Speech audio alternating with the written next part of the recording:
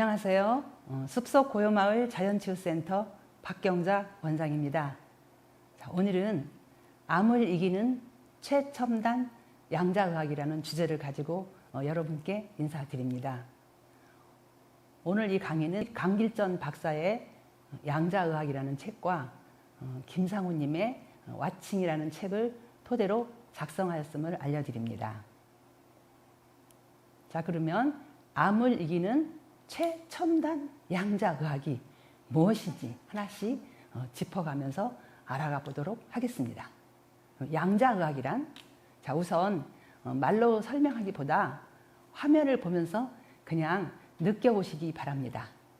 양자의학을 그냥 눈으로 보면서 잠깐만 느껴보시기 바랍니다.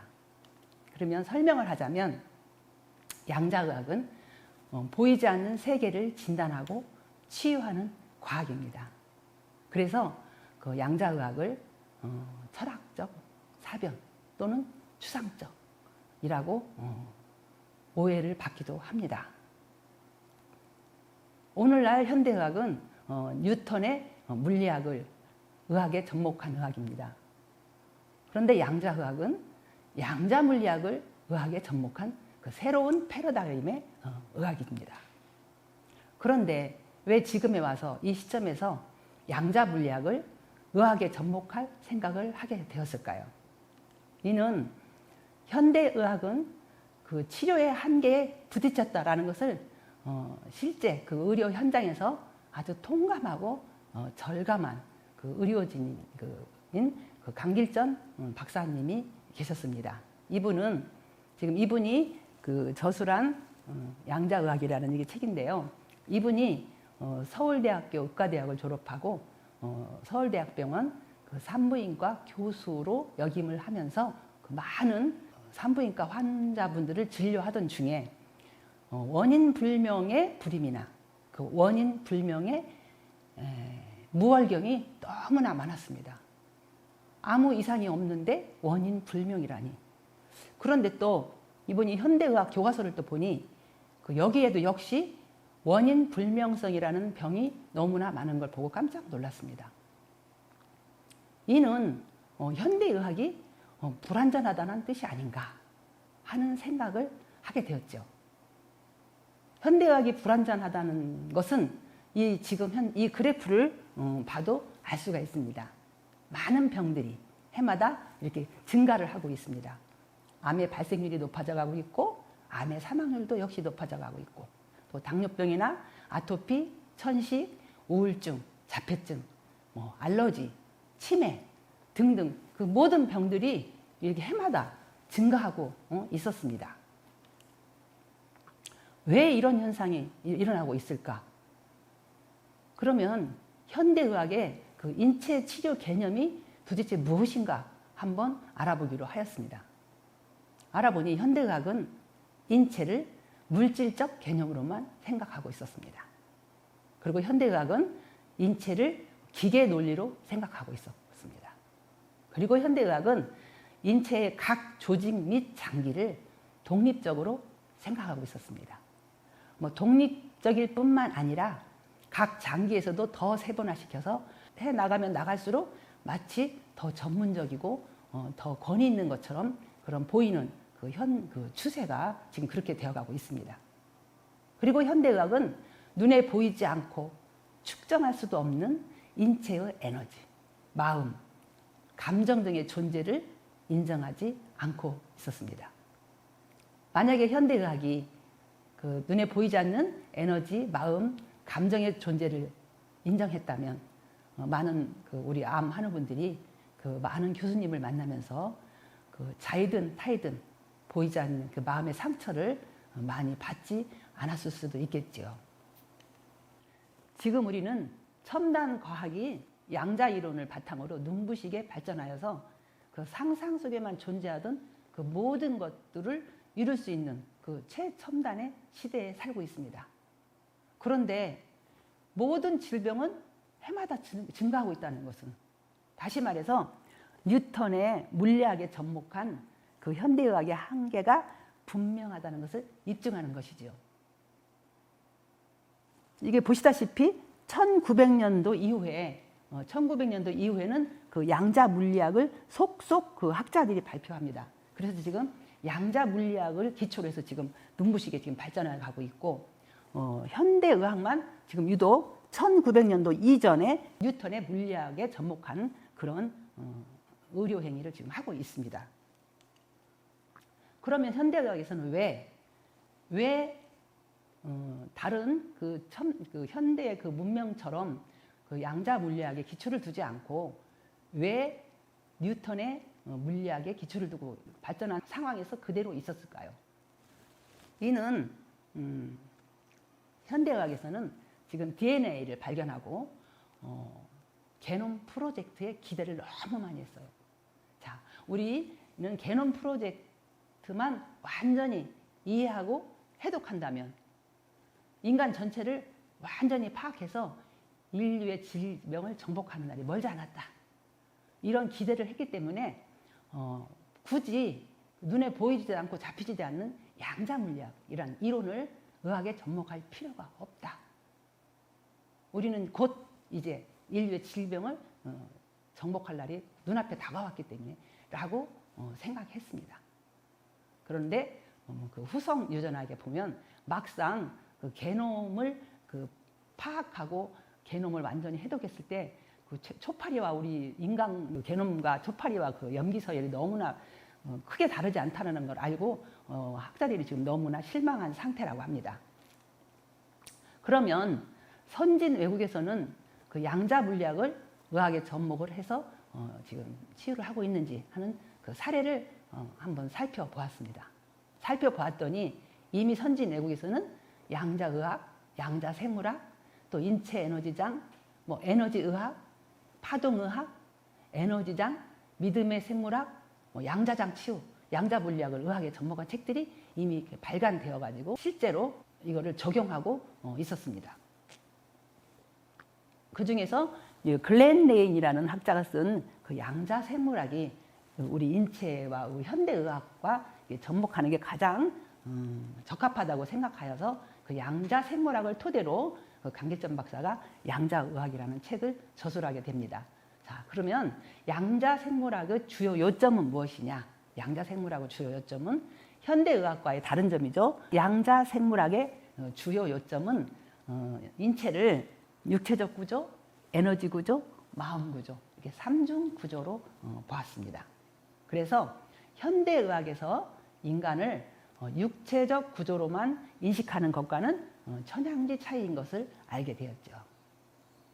그래서 양자의학에서 역시 인간을 구성하는 요소를 3요소를 물리적 구조, 에너지 구조, 정신적 구조 이렇게 세 가지로 봐서 에너지의학 또는 통합의학이라고 명명하였습니다. 양자의학에서 또 마음 구조를 아주 중요시했습니다. 마음 구조를 중요시했는데 그 양자의학에서 마음 구조도 역시 또 3중 구조로 인체에서도 3중 구조가 있지만 마음에도 3중 구조로 되어 있다고 보았습니다. 표면의식이 있고 개인무의식이 있고 그 안에 심층의 집합무의식이라는 게 있다고 보았습니다. 즉 마음은 이게 표면의식, 개인무의식 그리고 집합무의식으로 구성되어 있다 했고 이 집합무의식은 그 무한한 능력이 있다라고 하였습니다. 여기까지 양자의학의 기본 바탕이 된 걸 이제 대충 이렇게 보았습니다. 그러면 양자의학이 추상적이거나 철학적 사변이 아니라는 사실을 입증하는 그 마음의 파동을 과학적으로 촬영한 사진이 바로 이 사진입니다. 이 사진은 이미 여러분들도 그 물의 기적이라는 책에서 아마 이미 보셨을 겁니다. 자, 우리가 유리잔에다 물을 떠놓고 사랑, 감사, 행복이라는 단어를 떠올리고 물을 바라봤을 때의 물의 결정체와 유리잔에다 물을 떠놓고 악마, 미움, 질투를 생각하면서 유리잔에 물을 바라봤을 때의 물의 결정체를 이렇게 과학적으로 촬영한 사진입니다. 이는 마음의 파동이 영향을 이렇게 미친다는 거죠. 우리 마음의 파동에 영향을 미쳐서 이렇게 물체가 변하는. 그래서 그 양자의학이 우리가 좀 전에 이야기했던 양자의학이 그 추상적이거나 철학적 사변이 아닌 이런 과학적인 사실이라는 것을 증명해 보이는 이 사진입니다. 근데 우리가 옛날에 그 물의 기적이라는 책을 봤을 때는 이런 양자의학이라는 것과 연관시키지 않고 그냥 이렇게 마음에 따라서 이렇게 움직이는구나 라고만 알고 있었습니다. 다음 또 이 나뭇잎이 있습니다. 이 나뭇잎을 가위로 여기를 잘라내고 사진을 찍었을 때 그 나뭇잎이 이미 잘려나간 자리에 그 나뭇잎에 에너지가 남아 있어서 그 사진에 이렇게 촬영이 되는 그런 이런 과학적인 이게 사실입니다. 이런 과학적인 사실도 이렇게 속속 발표되고 있습니다.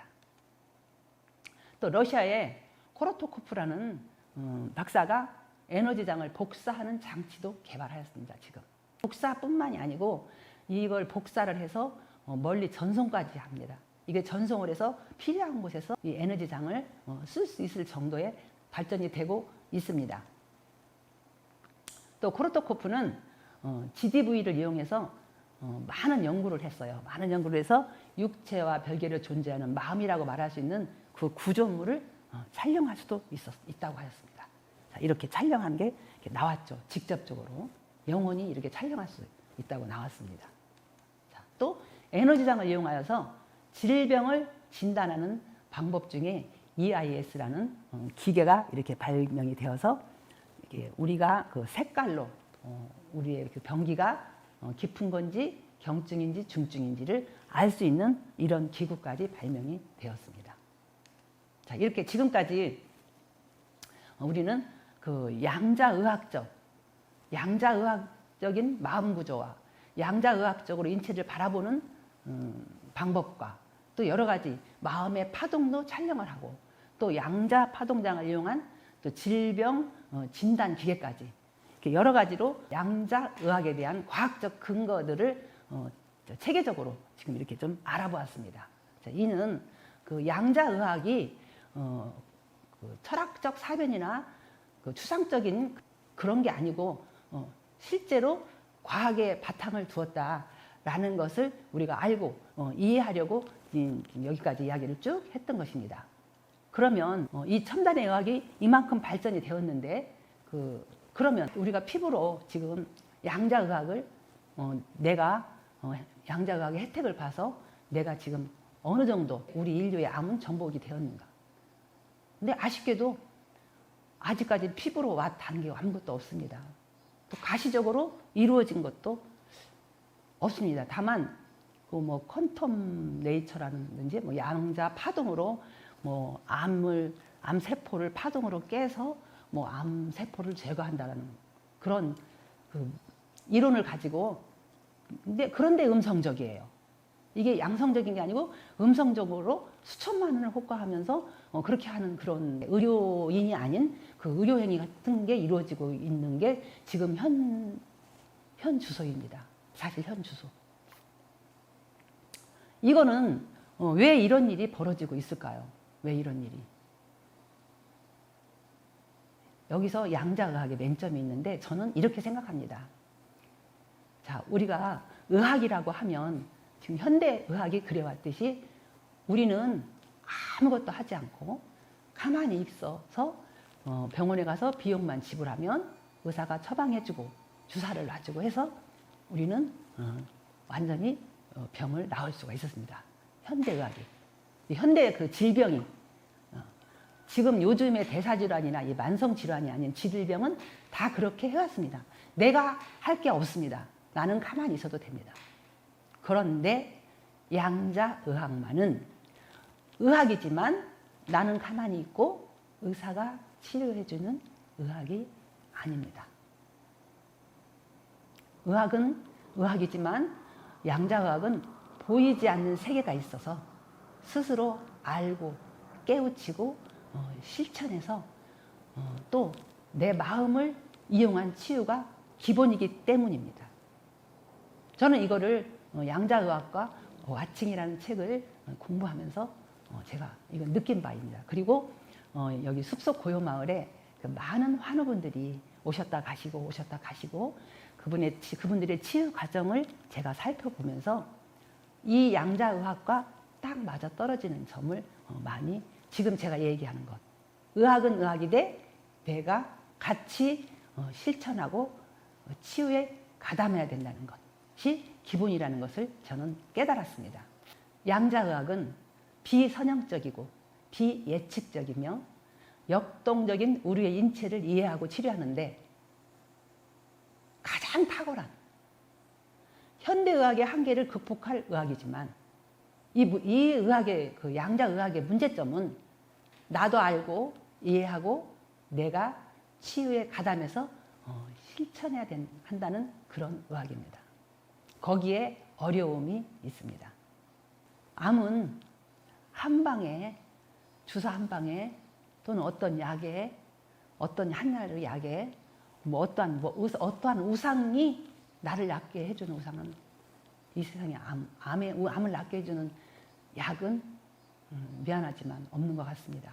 죄송하지만 내가 가담해야만이 치유가 되는 질병이라고 생각합니다. 그러면 내가 이 치유에 가담을 해서 실천을 하려면 알아야 실천을 할 수가 있겠죠. 무엇인지 알아야.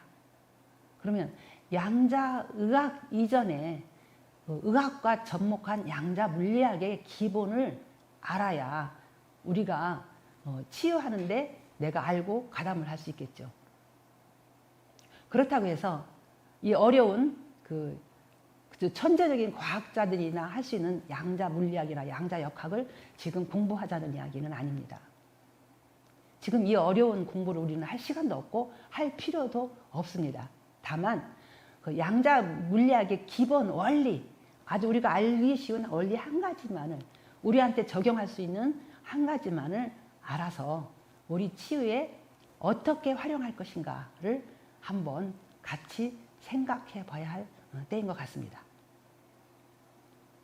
그래서 다음 여기서 1부는 여기서 끝마치고 2부로 넘어가서 양자물리학의 기본을 간단하게 알아보기로 하겠습니다. 그러면 오늘 제 1부는 여기서 마치도록 하겠습니다. 시청해 주셔서 감사합니다.